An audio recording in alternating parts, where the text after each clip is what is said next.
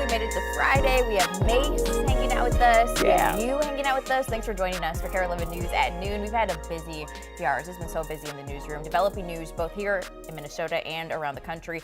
That includes updates to breaking news stories that we first brought you this morning. Okay. Plus, we're talking about the historic sentencing of President-elect Donald Trump and the help now headed toward those wildfires in California. Yeah, it's so needed. Yeah, it really is. But first, here we're looking at the weather, and it's snowing a little bit. Just fine Just a little flurries. bit, yeah. More in the way of nuisance flurries than yesterday's kind of gentler, steadier light snow that made for slick spots. Hopefully what's going on right now doesn't cause too many problems on the roads. It's very light. It barely shows up on radar. If you look close, you'll see a couple of flurries kind of skirting by. They'll continue on and off throughout the afternoon. A better chance of accumulating snow for Sunday, and then we'll get back to a shot of some January air as the frigid weather returns.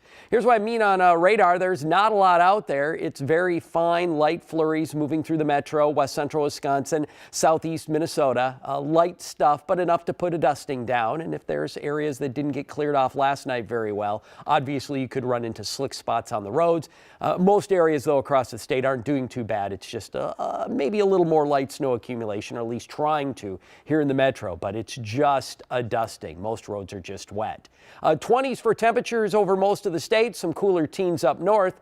Through the day today, CC, we will stay in the 20s, of course, with flurries around. More on that next weekend snowfall coming up. All right, not too bad. Thanks, Mace. Hey, we're starting off with some breaking news out of New York, where President-elect Donald Trump has just been sentenced in the hush money case against him. Just hours ago, a judge sentenced Trump to unconditional discharge. That means he won't see jail time or any other penalties, but will still carry the conviction on his record. It also means he'll become the first U.S. president to take office with a criminal history. Trump joined the hearing virtually, saying he's totally innocent and did nothing wrong. He was convicted last month of 34 counts of falsifying business records. In other headlines, a police situation near the Buck Hill area cleared a few hours ago, but the situation impacted a morning ski event. Here's what we're learning. Just before 4 a.m., our crews saw police cruisers and an armored truck out there. Authorities also appeared to be operating a drone. There was another cruiser on the baseball diamond behind a house in Greenhaven Park. Our crews told us it looked like they had a property surrounded. We did reach out to Burnsville Police for more information, and we're still waiting to hear back about what exactly happened there. We're also following a homicide investigation out of North Minneapolis. This was the scene at a home near North 11th Avenue and James Avenue North around 10:30 last night. We're still waiting to learn more information about what happened, but police believe a person was shot. We'll update you as soon as we learn more. Now to those devastating wildfires still burning in the Los Angeles area. The death toll has now risen to at least 10 people, and 180,000 people have had to leave their homes behind. Here's the latest from Altadena, California. Well, hey there. We have just seen mass destruction in so many parts of Los Angeles over the past few days because of these fires. This is just one of the businesses lost here in downtown Altadena. You can see what was once an auto shop, all of these charred cars here as the fire tore through this area. All of downtown Altadena essentially is leveled. Grocery stores gone, banks gone, the State Farm Insurance building gone. And for as far as you can see into these neighborhoods, thousands of homes destroyed. We start to see the devastation. First responders are going to begin coming in, likely bringing in the cadaver dogs to try to search for possible remains within these homes, people that may have died as they were trying to escape the flames. We know the death toll from these two fires has now risen to 10. And I spoke to a woman who says that her grandmother sadly died in the fire in her home. They believe that she died in her home because she refused to evacuate. She said she lived here for over 40 years. She'd been through fires before. She didn't think she needed to get out. But this fire was different. It was so big and it just tore through these neighborhoods so fast. And now, of course, we're left with all these questions. You have thousands of people here in Los Angeles that need to find a place to live in an area where there's already a huge housing shortage. Where are they going to go? Where are kids going to go to school? So many schools are destroyed. So many questions right now as people try to wrap their heads around what's happened here in Southern California. Back to you. Gosh, those images are so heartbreaking. And we know that strong winds in the Los Angeles area have made a huge impact of fire crews' ability to contain those flames. John has the latest on when those will start to ease up. The fire weather warnings continue in LA County, but we're starting to see some good news. Now, the warnings should be able to get out by 6 p.m. this evening if we can get the winds and the Santa Ana winds to die down. Here's how the Santa Ana winds work. You can see the elevation map here explains it better. You get cool air in Las Vegas that rushes down the slope, picks up speed, and you can imagine desert winds, very dry, and they ignite the fire. So we need to shut down the Santa Ana winds. In fact, the cold air, all this cold air in the country, is actually a culprit on that cold air rushing faster. That's why we had such extreme winds. So here's the forecast for the rest of the day again. This morning we had winds at 17. It's good news. It looks like models are anticipating this to get back into the teens. So hopefully that gives them a chance to actually contain this and we can move past these unbelievable wildfires. A good explainer there. Thanks to John for that. The NFL is also responding to the fires. The Vikings playoff game against the Rams has now officially been moved out of Los Angeles to State Farm Stadium in Arizona. The NFL's decision came after several reports and videos of smoke visible near the Rams facility, like you see here. After practice, the team canceled media availability and sent players home early when another fire broke out just miles away. Vikings safety Cam Bynum, a California native, said the fires really hit home for him as he has friends and family in the area. It's one of those situations where it's tough, and I know if we do play at LA, it'll be tough because of the air quality, but regardless, most thing I'm thinking about is the people and my people whose families are having to evacuate, and really it's just sad. So.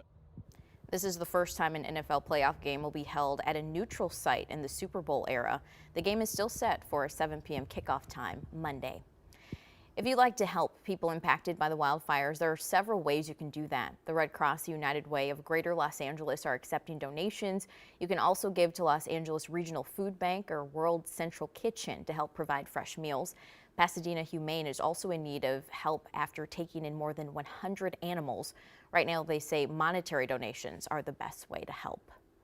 Now, on top of that, a winter storm is now moving through the south after hitting Texas, Oklahoma, and Arkansas in the last 24 hours. Those states now dealing with snow and freezing rain, something they're not really used to. Several governors have declared states of emergency. Parts of Dallas saw 4 inches of snow with weather conditions at the city's airport, leading to hundreds of flight cancellations. Today, travelers could face further delays at Atlanta's airport. Back here at home, an education software platform called PowerSchool has been hacked. Yeah, it's used by families around the country, and the hack is affecting at least one of our local school districts.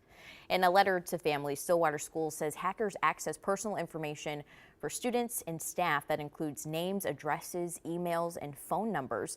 The district says the data hasn't been made public, and PowerSchool told them hackers deleted the data. They're working with the company, other schools, and cybersecurity experts to investigate this. Meanwhile, U.S. officials say Chinese hackers have breached the office that reviews foreign investments for national security risks. It was part of a larger attack on the Treasury Department's classified system. The breach underscores China's interest in spying on an office that has broad powers to block Chinese investment in the U.S. Now to this story. As Minneapolis police come under state and now federal oversight, city leaders are preparing. Raya Katene sat down with Mayor Jacob Frey and Police Chief Brian O'Hara to discuss the impact of the consent decree. In Minneapolis, the police chief and mayor say this city is entering a new chapter. Something new and different is afoot. The Minneapolis Police Department is expected to become the first in the country to operate under both a state and federal oversight agreement.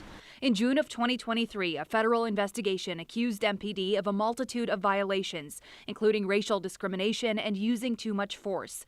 At around the same time, Minneapolis police was entering a state agreement with the Minnesota Department of Human Rights, requiring MPD to make sweeping changes. There's been so much work internally already under this state agreement. This is not the police department it was 2 years ago when I first got here, let alone 5-10 years ago. Chief Brian O'Hara led the Newark Police Department through a similar legal agreement called a consent decree in New Jersey before accepting the job here in 2022. There's a whole lot more that we have to do that's not in the state consent decree, that's not in the federal agreement, that we're working on in order to provide the community here the change that they want to see. That's what I learned in Newark.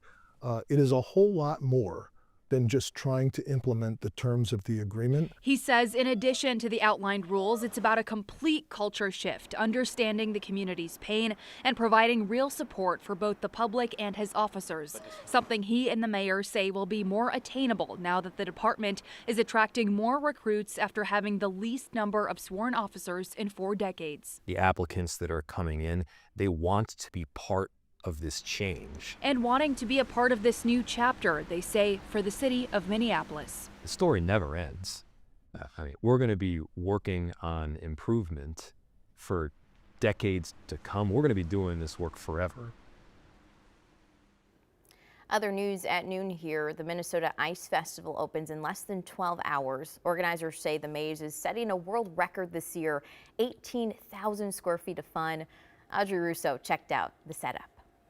We're just 4 hours until the opening of the Minnesota Ice Festival here at TCO, and we're going to give you a sneak peek at what could potentially be a record-setting ice maze. It's 18,000 square feet. Guinness Book of World Records is actually on their way here to verify that it is, in fact, the world's largest ice maze. And it's just one of many fun things that you can do here at the Ice Festival. It opens tonight and it runs through February 16th. If you want to get tickets, you can go to minnesotaicefestival.com, but be forewarned, they are filling up quickly.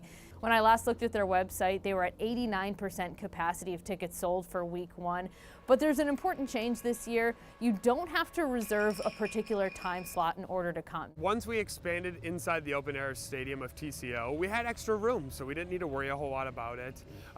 Some of the days actually are filling up where we won't be able to sell more tickets, just because we try to limit capacity on everything. But we wanted to try to make it easier and more flexible for people. This year, you buy a ticket, you can stay the entire time, and you can enjoy all the things that the Minnesota Ice Festival has to offer. They've got ice carving competitions, they've got an ice slide, they've got a skating rink, food trucks, warming tents so you can run in and get warm. It's all about trying to bring people out and enjoy winter. And even the maze, there's a little something for everyone. If you want to just make your way through, that's fine. If you want a little added challenge, you can try to find 6 little characters that are all sort of interspersed around different twists and turns. That might keep you in the maze a little bit longer, but you'll get a prize at the end and you'll have fun no matter what. And one last thing I want to mention, you see these lights, there's many of them throughout the maze.